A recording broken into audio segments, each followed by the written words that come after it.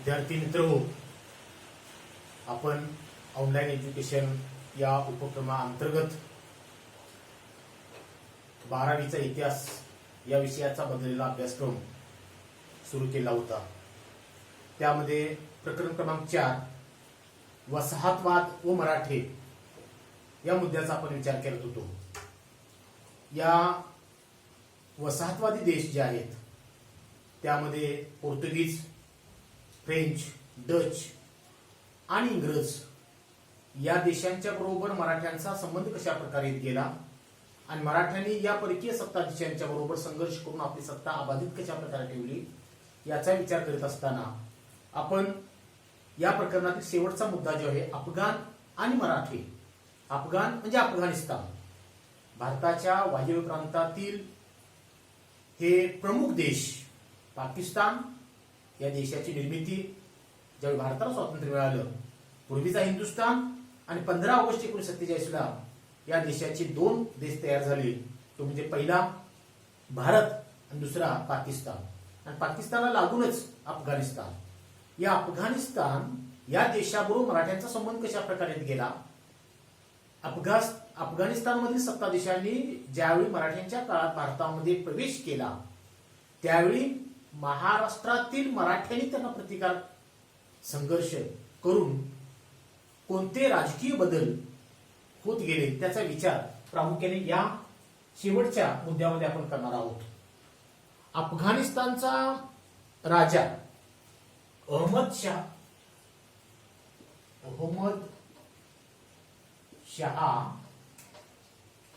अब्दाली याच्या बरोबर मराठ्यांचे संबंध कशा प्रकारे गेले?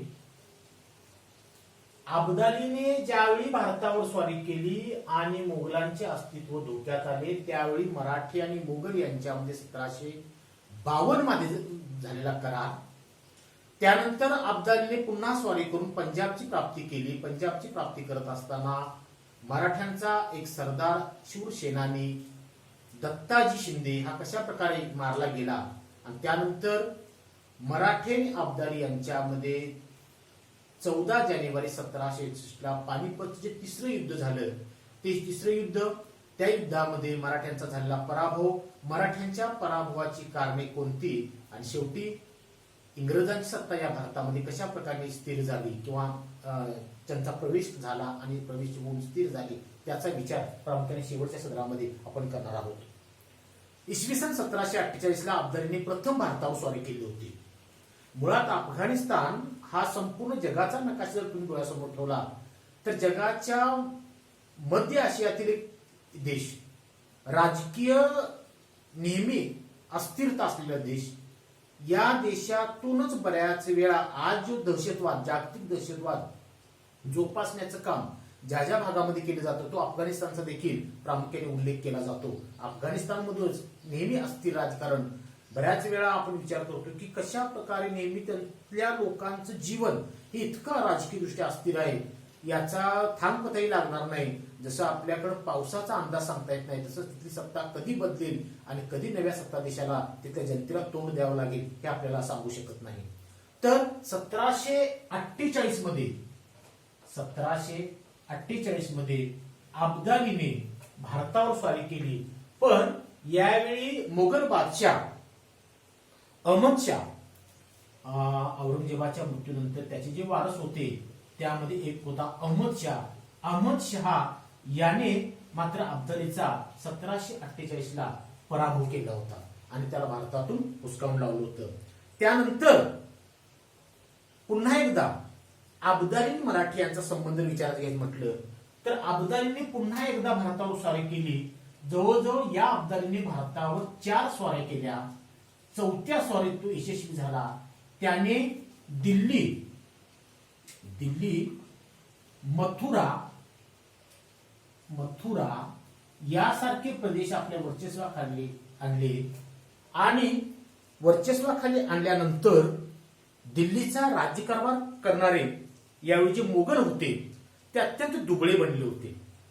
दुबळी मोगली सत्ता, मराठ्यांच्या पानिपत युद्धाची जी कारणे म्हणतात, दुबळी मोगली सत्ता मोगल बादशाहच्या दरबारामध्ये औरंगजेबाच्या मृत्यूनंतर त्याचे सर्व वारस आपापसात संघर्ष करत होते, लढत होते.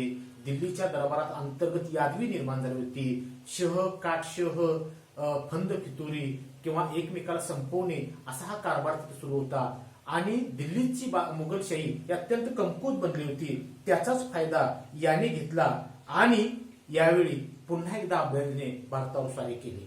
अब्दालीने भारतावर स्वारी केल्यानंतर यावेळी मुघलांचं अस्तित्व, मुघलांचं सत्ता धोक्यात आली आणि या मुघलांनी शेवटी स्वतःच्या संरक्षणासाठी, पंजाबच्या संरक्षणासाठी 1752 ला मराठे आणि मुघल यांच्यामध्ये एक करार केला आणि या कराराने मुघलांच्या संरक्षणाची जबाबदारी प्रामुख्याने मराठ्यांनी घेतली. त्याच्या मोबदल्यात मराठ्यांना 50 लाख रुपये, त्याचबरोबर पंजाब आणि आसपासचा जो प्रदेश होता, दिल्ली पंजाब परिसरामधील चौथाई व सरदेशमुखी सनदा किंवा हक्क वसुलीचे सरदेशमुखी सनदा वसूल करण्याचे त्यांना हक्क मिळालेले. म्हणजे काय झालंय बघा, दुबळी मुघली सत्ता, मुघलांच्या दरबारात फंद फितुरी शह काटशेलाचा कारस्थाना म्हणजे एक प्रकारचा अड्डाच बनला होता. त्याचाच फायदा अब्दालीने घेतला, त्याचा पराभव केला आणि मुघलांच्या संरक्षणाची जबाबदारी यावेळी, कारण मराठे हा जो काळ जर बघितला तर मराठे हे भारताच्या राजकारणात एक दादा म्हणून वावरत होते. प्रत्येक ठिकाणी त्याचा एक प्रचंड दरारा होता आणि त्या दराराचाच फायदा मुघलांनी घेतला आणि त्यांनी त्यांच्या संरक्षणासाठी करार केला. त्याला आपण मराठे मुघल करार असं म्हटलेलं आहे. आणि या करारानुसार 50 लाख रुपये चौथाई सरदेशमुखी दिल्ली पंजाब परिसरामध्ये त्यांना मिळालेले आहे. आणि या कराराचं संरक्षण करण्यासाठी पुन्हा एकदा दिल्लीत मराठे चालले. दरम्यानच्या काळात अब्दालीने पंजाब प्रांत जिंकला. पंजाब प्रांत जिंकल्यानंतर यावेळी पंजाबच्या संरक्षणाची जबाबदारी अनुषंगाने या करारामुळे मराठ्यांच्या काढल्यामुळे दत्ताजी शिंदे त्या ठिकाणी गेला आणि दत्ताजी शिंदे, दत्ताजी म्हटलेलं आहे फक्त, मात्र त्यांचं पूर्ण दत्ता शिंदे यांना म्हटलं होतं नाव. दत्ताजी शिंदे मारला गेला आणि दत्ताजीच्या वधाचा बदला आणि अब्दालीला भारतातून कायमच हुसकावून लावण्यासाठी, त्याचं अस्तित्व पूर्णपणे मिटवण्यासाठी, त्याला हाकलून लावण्यासाठी सदाशिव भाऊच्या नेतृत्वाखाली सगळे मराठे उत्तरेत गेले. आणि सदाशिव भाऊ, विश्वासराव, मल्हारराव होळकर, त्याचबरोबर यावेळी मोगल बादशाचा जो मीर बक्षी होता नजीब खान, मोगल बादशाह सिराज उद्दौला, ही सगळी बाजू एका बाजूला आणि अब्दाली एका बाजूला. आणि अब्दाली आणि मराठे यांच्यामध्ये पानिपतचं युद्ध हे 14 जानेवारी 1761 झालेलं आहे. त्याच्या अगोदर मराठी बराच काळ अगोदर तिथे जाऊन पोहोचलेले होते, पण मराठ्यांनी बराच वेळ पैसा वाटेत खर्च केला. वाटेत बराच काळ म्हणजे मराठी म्हटलं हे प्रामुख्याने पेशवाईकडे सत्ता होती. सदाशिवराव, विश्वासराव ही सगळी मंडळी होती. ही जाताना ह्यांनी बराच काळ प्रवासात घडवला, अनेक ठिकाणी राहिले आहेत, अनेक देवदर्शन, कारण हे प्रामुख्याने पेशवे असल्यामुळं देवदर्शन किंवा ह्यांची श्रद्धा धर्मावर ज्या अधिक असल्यामुळं अनेक ठिकाणी ज्या ठिकाणी तीर्थक्षेत्र असतील, हिंदू धर्मक्षेत्र, त्यांना भेटी देणे असे करत चालले होते. आणि दरम्यानच्या काळात अब्दालीच्या ताब्यातील कुंजपुरा लष्कर ठाणं देखील त्यांनी जिंकलं होतं. मात्र ते जिंकून देखील या सदाशिव भाऊ आणि विश्वासराव, मराठ्यांचे जे 2 नेते होते, नेतृत्व सदाशिव भाऊ आणि विश्वासराव, ह्या दोघांनी बराच वेळ वाया घालवलेला आहे. आणि शेवटी पानिपतच्या विशाल अशा मोठ्याशा मैदानावर सुरुवातीला पहिल्यांदाच मराठ्यांना अगदी म्हणजे खुल्या मैदानावर लढण्याची वेळ त्यांच्याकडे आलेली आहे. आणि 1 महिना 1.5 महिने त्या पानिपत मैदानावर हे मराठे माझे ठाण मानून होते. शेवटी मराठ्यांना पुरेशी रसद शस्त्र मिळण्यास झाले आणि शेवटी सदाशिवभाऊ विश्वासरावने लढण्याचा पवित्रा घेतला. मरून म्हणजे उपाशी मरण्यापेक्षा लढून मेललं बरं अशा प्रकारचा निर्णय घेतला आणि युद्धाला सुरुवात केली. 14 जानेवारी 1761 ला संक्रांतीचा दिवस त्यांनी, हे सगळे पेशवे असल्यामुळे संक्रांतीचा दिवस हा शुभ दिवस मुहूर्त बघितला आणि युद्धाला शिवाजी महाराजांच्या नंतर मराठी सत्ता टिकली का नाही त्याचं प्रामुख्याने कारण म्हणजे छत्रपतीच्या नंतर शिवाजी ह्या मराठ्यांच्या मध्ये आलेले हे धार्मिक धर्मवाद होता किंवा अधिक कुठल्याही गोष्ट विश्वास ठेवायचा ही प्रवृत्ती त्यांच्या ठिकाणी अधिक म्हणजे वाढल्यामुळे परिणाम कसा झाला बघा की ह्यांनी संक्रांतीचा मुहूर्त बघितला आणि युद्धाला सुरुवात केली. 14 जानेवारी 1761 ला सकाळी 9 वाजता युद्धाला सुरुवात झाली होती. 12 पर्यंत मराठ्यांचा जोश होता आणि मात्र अब्दाली हा सर्व बाजूनी मराठ्यांच्या पेक्षा बराचसा सरस होता. तो उत्तम सेनानी होता. अनेक भागामध्ये त्यांनी आपलं वर्चस्व मध्य आशियातील भागामध्ये अनेक भागामध्ये त्यांनी वर्चस्व निर्माण केलं होतं. अनेक लढाया त्यांनी जिंकल्या होता. अनेक लढाईचा खुल्या मैदानावर लढण्याचा त्याला अनुभव होता. त्याचबरोबर शत्रू पक्षातील जे बारकावे जे त्यांचे वीक पॉइंट आहेत ते शोधण्यामध्ये तो पारंगत होता. तर तुम्हाला सांगायचं त्या मैदानावर पानिपतच्या मैदानावर मराठ्यांचं सैन्य बराच काळ होतं आणि अब्दाली मराठ्यांच्या सैन्याचं निरीक्षण हा दुर्बिणीतून करत होता आणि दुर्बिणीतून करत असताना त्याला त्या प्रचंड अशा खुल्या मैदानावर अनेक ठिकाणी शेकोट्या दिसल्या आणि त्याने शेजारी विचारले एकाला म्हटले की ह्या मराठी सैन्यांच्या मध्ये अनेक ठिकाणी असं शेकोटे किंवा असा धूर काय येत आहे. तर त्यातल्या जवळच्या मला सांगले हे मराठी आहेत, हे मराठ्याचं सैन्य आहे, हे जेवण करत आहे आणि यांची जेवण ही एक वेगवेगळ्या जातीची लोक आहेत त्यामुळे वेगवेगळ्या ठिकाणी जेवण करून खात आहेत आणि त्यामुळे त्यांच्या अनेक ठिकाणी ह्या अशा चुली पेटलेल्या आपल्याला दिसून येतात दूरवरून. तर त्याच वेळी अब्दालीने ठरवलं जी माणसं एकत्रित जेवण करू शकत नाहीत ती एकत्रित येऊन माझ्यावर लढणार कशी. त्यावेळी त्याचा आत्मविश्वास म्हणजे कशा प्रकारे वाढत गेला आपल्याला दिसून येतो. म्हणजे खास इतिहासकारांनी त्याची नोंद केलेली आहे की मराठ्यांचा स्वभाव, मराठ्यांच्या सवयी, मराठ्यांची लढण्याच्या पद्धती ह्या सगळ्यात चांगल्या पद्धतीने अभ्यासल्या होत्या आणि युद्धाला सुरुवात झाली सकाळी 9 पासून 12 पर्यंत मराठ्यांचा जोश होता. हर हर महादेव अशा प्रकारच्या घोषणा देत मराठे अगदी म्हणजे अब्दालीच्या सैन्यावर तुटून पडले होते. मात्र 12 नंतर मराठ्यांच्या सैन्याचा काय जोर वाढलेला नाही. मराठ्यांच्या सैन्याचा जोर कमी होऊ लागला कारण बरेच दिवस मराठ्याचे सैन्य हे बिगर अन्न पाण्या वाचून जीवन जगत होतं. त्यांना पुरेसं अन्न किंवा रसद अन्नाची मिळाली नव्हती. ते उपाशी आता सैन्य लढणार कसं. शेवटी दुपारी 2 वाजता आणि अब्दालीच्या सैन्या मात्र त्यांची चंद्रपुरासारखी त्याची रचना होती. पुढं त्याचा तोफखाना भारताच्या इतिहासामध्ये पहिला तोफखाना जो चांगल्याच प्रकारचा उत्तम दर्जाचा तोफखाना हा अब्दाली वापरला होता. त्या तोफखान्याचा वापर त्यांनी केला होता. मराठ्यांच्याकडे तोफखाना होता. इब्राहिम खान गारदी त्याचा तोफखाना प्रमुख तिकडे होता, तो चांगला होता. मात्र मराठ्यांच्या तोफखान्याचा मारा इतका अचूक नव्हता. त्याच्या विरोधात जर विचार केला अब्दालीचा तोफखाना अत्यंत म्हणजे टार्गेट अत्यंत चांगल्या पद्धतीने तो मारा करत होता. त्यानं राखीव सैन्य प्रचंड ठेवलं होतं आणि 12 नंतर मराठ्यांच्या सैन्यांचा जोश हळूहळू उसरू लागला. मराठी सैन्य अनेक पातळीवर आघाड्यावर माघार घेऊ लागलंय आणि 2 सव्वा 2च्या दरम्यान विश्वासरावला गोळी लागली. विश्वासराव हा म्हणजे सदाशिव भाऊचा म्हणजे जवळचा म्हणजे आपले हे नातेवाईकच दोघ जणी. तर विश्वासरावला गोळी लागली आणि गोळी लागल्यानंतर हा सदाशिव भाऊ विश्वासरावला गोळी लागल्यानंतर अंबारीवर बसून तो सैन्याचं नेतृत्व करत होता आणि तो लगेच तिथून खाली उतरलेला आहे आणि सैन्यामध्ये विश्वासाला गोळी मारल्यावर भान त्याला भावनाविष झाला आणि सैन्यामध्ये अशी माणसं कापत गेला आणि इतक्या मोठ्या लाखोच्या सैन्यामध्ये तो कुठं गायब झाला हे त्याला समजलं नाही. बघता बघता सदाशिव भाऊ गेला, विश्वासराव गेला, विश्वासराव गोळी लागली, सदाशिव भाऊ सैन्यामध्ये दिसेना झाला. त्यामुळे मराठ्यांच्या सैन्याची तारांबळ झाली.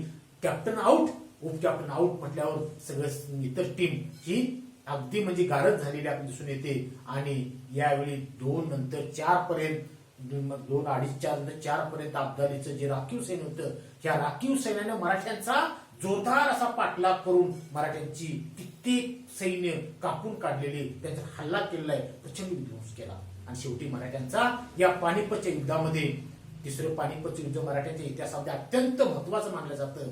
पानिपत युद्धाबद्दल इतिहासकारांनी जे वर्णन आपण जर तुम्ही वेगवेगळ्या मराठी म्हणजे वेगवेगळ्या पुस्तकांमध्ये वाचली तर तुम्हाला समजेल या ठिकाणी मोठा म्हणजे मराठ्यांच्या इतिहासामध्ये मोठा हा आघात होता, पराभव झाला. विश्वासराव, सदाशिवराव यासारखे मातबर सेनापती मारले गेले, प्रचंड जीवित आणि वित्तहानी झाली. सोनं चांदी माणिक ह्याची तर तुम्ही मोजदाद करता येणार नाही अशा प्रकारे झालेला आहे. या पराभवाने नाना पेशवे जो मराठ्यांचा प्रमुख होता, जो पुण्यात होता, तो गेलेला होता संघ, त्याचा मृत्यू झालेला आहे.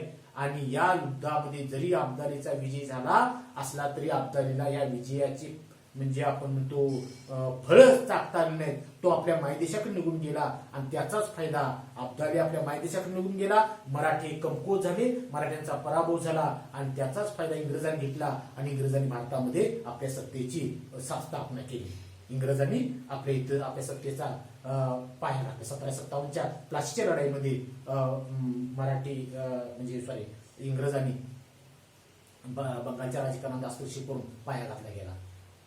या पानिपत युद्धाबद्दल अशा प्रकारचं मत व्यक्त केलं जातं की पानिपत युद्धामध्ये महाराष्ट्रामध्ये असं एकही घर नव्हतं की ज्या घरातील बांगडी फुटलेली नव्हती. म्हणजे इतका विध्वंस, इतकी प्रचंड जीवित आणि वित्तहानी या युद्धामध्ये झाल्याला दिसून येते. फार मोठं नुकसान मराठ्यांचे या पानिपत युद्धामुळे झालं. जर पानिपत युद्धामध्ये मराठे जर एक संघपणे लढले असते, मराठ्यांचा जर विजय झाला असता तर इंग्रज देखील भारतामध्ये येऊ शकले नव्हते. इंग्रजांचा देखील इथं ठाव ठिकाणा राहिला नसता. मराठी अजरामर मराठ्यांचं राजकारण, भारताचा इतिहास हा वेगळ्या पद्धतीने लिहिला गेला असता असं आपल्याला म्हणता येईल. तर महाराष्ट्रामध्ये असं एकही घर नव्हतं की ज्या घरामध्ये बांगडी फुटलेली नव्हती. म्हणजे प्रत्येक माणूस महाराष्ट्रातील या युद्धामध्ये मारला गेला होता. अशा प्रकारे पानिपतचं युद्ध झालं, मराठ्यांचा पराभव झाला. सदाशिवराव, विश्वासराव यासारखे मातबर सेनानी मारले गेले, प्रचंड जीवित आणि वित्तहानी झाली. अनेक म्हणजे लोकांना आपला जीव गमवावा लागला आणि मराठ्यांचं उत्तरेतील फार म्हणजे सेटबॅक, प्रचंड पराभव झाल्यामुळे मराठी हातबल झालेले आहेत. आणि त्याचाच भाग म्हणून ही बातमी ज्या वेळेला पुण्यात येऊन धडकली की उत्तरेत पानिपतच्या रणांगणावर मराठ्यांचा पराभव झालाय, त्यावेळी नाना पेशवे त्या धक्क्यानंच मरण पावलं. आणि अशा वेळी या पानिपत युद्धातील मराठ्यांच्या पराभवाची कारणे जर विचारली होती, एक म्हणजे मराठ्यांचा पराभव झाला. मराठे उत्तरेत जात असताना स्वकीयांच्या बरोबर त्यांनी मोठ्या प्रमाणावर शत्रुत्व पत्करलं. जाताना जाट असतील, रजपूत असतील, शीख असतील, हे स्वकीयच होते. या सगळ्यांच्या बरोबर त्यांनी शत्रुत्व स्वीकारलं होतं. त्यामुळे या लोकांचा उत्तरेतील जाट, रजपूत, शीख या मातबरच्या सत्ता होत्या, त्यांचा हवा तेवढा पाठिंबा या युद्धाच्या वेळी मराठे घेऊ शकलेले नाहीत. त्याचबरोबर मराठी सरकारची एकी नव्हती. शिंदे होळकर यांचं वैर जगजाहीर होतं.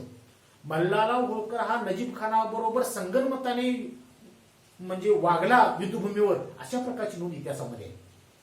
त्यामुळे तो जिवंत महाराष्ट्रात येऊ शकला मल्हारराव होळकर. म्हणजे मराठी सरदारांची एकी नव्हती. त्याचबरोबर मराठी उत्तरेत जात असताना, लढाईला जात असताना लहान मुले, स्त्रिया, बाजार बुगणे यांचा भरणा इतका होता की युद्धभूमीवर युद्ध सुरू असताना एवढा गोंगाटान दंगा यांनी केला त्यांच्यातली माणसं मेल्यावर की त्यांना सांभाळणंच मराठ्यांना अवघड झालं. म्हणजे जाताना तो युद्धभूमीवर मराठ्यांनी जी लोक नेली होती त्यांचा देखील फार मोठा शेटबॅक त्यांना मिळालाय. आणि त्याचबरोबर उत्तरेत मराठ्यांनी वेळ खर्च केला, पैसा खर्च केला, त्याचबरोबर शत्रुत्व लोकांचं पत्करलेलं आहे. आणि कुंजपुरा हे लष्करी ठाणं त्यांच्या ताब्यात आलं होतं. त्यानंतर त्यांनी अब्दालीवर त्यांनी अटॅक करायला पाहिजे होता, मात्र तो देखील केला नाही. त्यांनी या वेळी विनाकारण वेळ म्हणजे घालवलेला आहे. तेच त्याचं कारण देखील मराठ्यांचा या पानिपत युद्धामध्ये पराभव झाला. मराठ्यांना काही वेळ रसद वेळेवर मिळाली नाही. जो अन्न, धान्य, शस्त्रे ही जी रसद मिळाली होती पण त्याची खास व्यवस्था देखील त्यांनी केलेली नव्हती. बाबा यावेळी आपण या ठिकाणी लढायला जात आहोत, मोठा शत्रू आपल्या विरोधात उभा आहे, त्यावेळी आपल्याला पाठीमागून काय मिळायला पाहिजे, अन्न असू दे, जनावरांना चारा असू दे. आता ही शिवाजी महाराजांनी युद्धामध्ये कधी हत्ती वापरला नव्हता. ही हत्तीवर बसून लढ्यात नेतृत्व करत होते. मग त्यावेळी काय अवस्था होणार? परिणाम म्हणजे तुमच्या सवयीने स्वभाव यामुळे तुमचं भविष्य घडतंय असं बऱ्याच तत्ववेत्यांनी सांगितलंय. तर मराठ्यांचा स्वभाव आणि सवयी देखील या युद्धाला कारणीभूत ठरले आपल्याला दिसून येतात. सदाशिवभाऊकडे उत्तम गुण होते मात्र ते त्याला दाखवत आले नाही. विश्वासराव गोळी लागली, यानं गोळी लागल्यावर भावनांश न होता त्याने जर मराठी सैन्याला जर म्हणजे धीर दिला असता, आपण चांगल्या पद्धतीने लढूया किंवा चांगल्या पद्धतीने जर त्या युद्ध भूमीवर जी या त्याला आपण कुठं लढण्याची एक प्रकारे ही असते स्ट्रॅटेजी जी आखायला पाहिजे होती, ती राखलेली नाही. म्हणजे उत्तम गुण त्याच्याविरुद्ध अब्दालीकडे गुण या दृष्टीला दृष्टिकोनातून अत्यंत चांगल्या प्रकारचे गुण होते.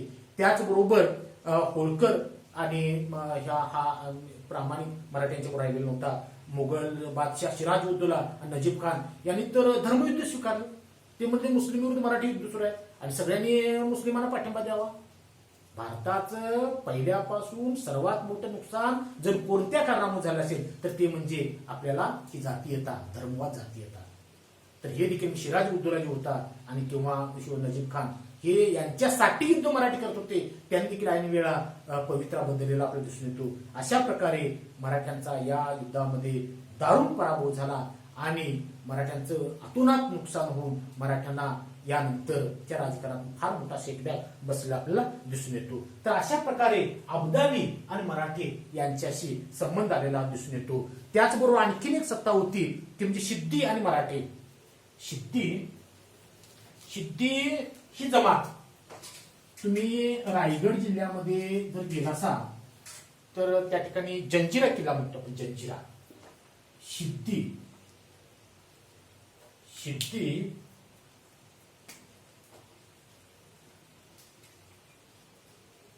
व मराठे. ही सिद्धी कोण तर आफ्रिकेच्या पूर्व किनाऱ्यावर इथिओपिया, केनिया, टांझानिया, अबेसिनिया यासारखे देश आहेत आता सध्या. तर आफ्रिकेच्या पूर्व किनाऱ्यावरून आलेले प्रामुख्याने अबेसिनिया या देशातून आलेले हे सिद्धी होते. ते जंजिरावर राहत होते. जंजिरा हा किल्ला मराठ्यांना कधीही जिंकता आलेला नाही. बऱ्याच वेळा महाराष्ट्रातून ज्या शैक्षणिक सहली जातात त्यावेळी मुरुड जंजिराला, रायगड सोडला की मुरुड जंजिरा 100% जातात. त्या मुरुड एक गाव आहे किनाऱ्यावर, समुद्र किनाऱ्यावर, आणि तिथून आत काही अंतरावर जसं तुम्हाला सिंधुदुर्ग आहे, मालवण तिथलं ठाणा आणि सिंधुदुर्ग आत किल्ला, तसा तो किल्ला जंजिरा आहे. या जंजिऱ्यावर प्रामुख्याने सिद्धी राहत होते. आणि 1671 मध्ये मराठ्यांनी या किल्ल्याची नाकाबंदी केली होती. त्यामुळे सिद्धी व मराठे यांनी सिद्धीने मराठ्यांना हा किल्ला देण्याचे मान्य देखील केले होते. भारतात इंग्रज हे देखील परकीय, इंग्रज आणि सिद्धी हे सोयीस्कर वागत होते. नेहमी परकीय सत्ता होत्या. त्यांना हवं तसं आपल्याला कशा प्रकारे आपल्याला ठाण मानता येईल, व्यापारी ठाणी वाढवता येईल, व्यापारी वखारी वाढवता येईल, आपल्याला पैसे कसे मिळवता येईल, नफा कशा प्राप्त करता येईल, त्यामुळे सोयीस्कर असं राजकारण हे परकीय सत्ता नेहमी करत होत्या. तर सिद्धी आणि इंग्रज हे नेहमी सोयीस्कर राजकारण करत होते. आणि खांदेरी बेटावर किल्ला बांधत असताना इंग्रज अधिकारी खांदेरी एक बेट आहे त्या परिसरामध्ये, खांदेरी बेटावर किल्ला बांधत असताना इंग्रज अधिकारी शूज जो होता त्या शूज याने त्याला विरोध केला. आणि हा किल्ला बांधकाम करणारा मायनाक भंडारी जो आहे तो मराठी होता. त्यानं प्रामुख्याने यावेळी इंग्रजांनी त्याला मोठा प्रतिकार केला होता. मात्र 1680 ला इंग्रजांना माघार घ्यावी लागली. म्हणजे जंजिरा किल्ल्याला आपण थोड्याफार प्रमाणात आपण मराठ्यांनी अटकाव करण्यामध्ये तो यशस्वी झाला होता. संभाजी महाराजांच्या काळात जर विचारायचं म्हटलं तर उंदेरी, आपटे, नागोठाणे या परिसरात जंजिरा या परिसराचे असणारे भाग या परिसरात मराठ्यांनी जंजिरा जेरीस आणले होते. तरीही शेवटी राजारामन तराणी यांच्या काळात त्यांना काय ह्या यादवीमुळे त्यांना फारसं त्यांना दुर्लक्ष करता आले, म्हणजे जंजिऱ्याकडे किंवा सिद्धीच्याकडे लक्ष देता आलेलं नाही. त्यानंतर मात्र पहिल्या बाजीरावचा बंधू चिमाजी आप्पा होता. या चिमाजी आप्पाने मात्र शेवटी सिद्धींचा पराभव करण्यामध्ये ते यशस्वी झाले होते. आणि 1733 मध्ये मराठ्यांनी या सिद्धींचा पराभव करून त्यांनी सत्ता सीमित काही भागापुरती ठेवण्यामध्ये यशस्वी झाले होते. म्हणजे वसाहतवाद आणि मराठे या प्रकरणामध्ये या मराठ्यांचा आणि या परकीय सत्ताधीशांचा संबंध कशा प्रकारे येत गेला. काही सवलती, काही तह,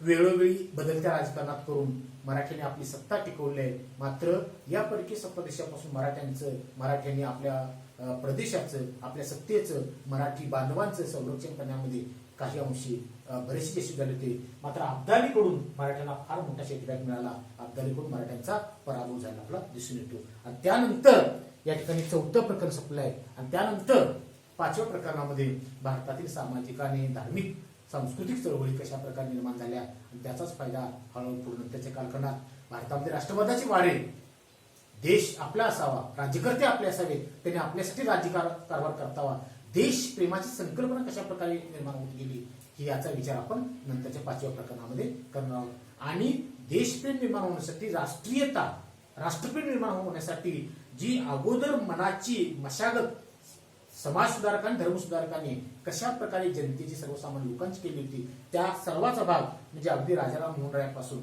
अगदी म्हणजे ज्योतिबा फुले असतील किंवा सत्यशोधक समाजामधून माध्यमातून त्यांनी केलेलं कार्य असेल, आर्य समाज असेल किंवा प्रार्थना समाज असेल, या सगळ्या समाज सुधारकांनी कशा प्रकारे हे काम केलं त्याचा विचार आपण प्रकरण क्रमांक 5 मध्ये करणार आहोत. आणि त्यानंतर आता या 2 प्रकार, 3ऱ्या आणि 4थ्या प्रकरणावर आपल्याला युनिट टेस्ट घ्यायची आहे, सराव चाचणी घ्यायची.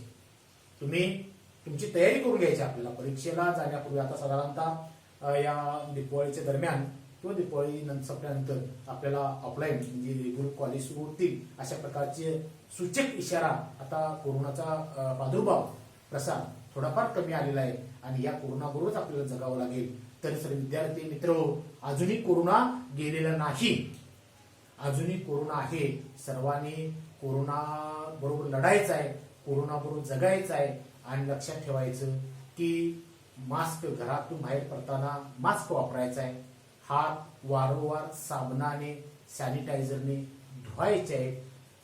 सार्वजनिक ठिकाणी, दुकान असेल, एखादी बाजारात तुम्ही जात असेल, काही वस्तू खरेदी करायला जात असतील किंवा एखादा सण समारंभ उत्सव तुमचा जे छोटे मोठे असतात त्या ठिकाणी जात असताना कमीत कमी 6 फुटाचं अंतर हे ठेवायचं आहे. मास्क कधीही काढायचं नाही. लक्षात ठेवायचं अजूनही कोरोना गेलेला नाही. जोपर्यंत यावर लस प्रभावीपणे येत नाही तोपर्यंत आपल्याला हे अशा पद्धतीने जावं लागेल. तरी सर्वांनी आपली काळजी घ्यायची आहे.